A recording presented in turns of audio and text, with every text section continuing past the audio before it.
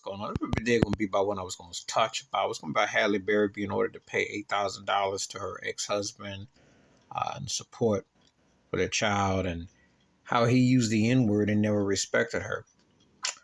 You know, I'm going to say this, especially when you're not so famous or when you don't have the bag or what have you. Love is love, man and woman. You know, and people with each other. I just say that I'm just putting it out there in the general consumption, or just putting it there. Love is love. Um, People marry, date, racial, etc., and you never forget your uniform, because people are gonna remind you of it. Where you find love and how it leads to you, that's a whole nother situation. That's in the stars being aligned.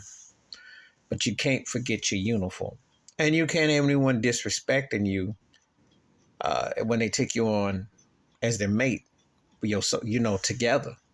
So, it's really something when you hear, because especially when you hear, I think in Hollywood, you think the celebrities and people that they're going to be all romanticized and fantasized, and that they, in cases, are above being racially profiled, even when they're supposedly with someone. But then again, hey, America with 3Ks was built off of slavery, and it was built off of the massa and black women, etc., auctions, etc., and some of the white women taking on those bucks down in different aspects. So the lineage is why I always say in America with 3Ks, we always got a white cousin in the family or something. It's just that the truth, they don't ever want to tell the truth in schools and books, because then the laws that would almost be obsolete, because all those laws were done against black folks.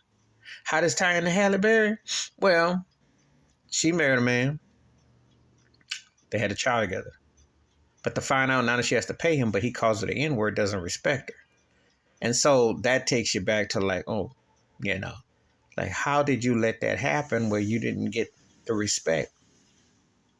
Being a black queen, being a woman that you would think that, if a man's gonna go that length to have a child say with person. See, because you feel for the child. Nobody asked to be born, and no matter what your parents' racial background, etc., is, you want respect on both sides. You know how cold the society is. You know the one drop rule.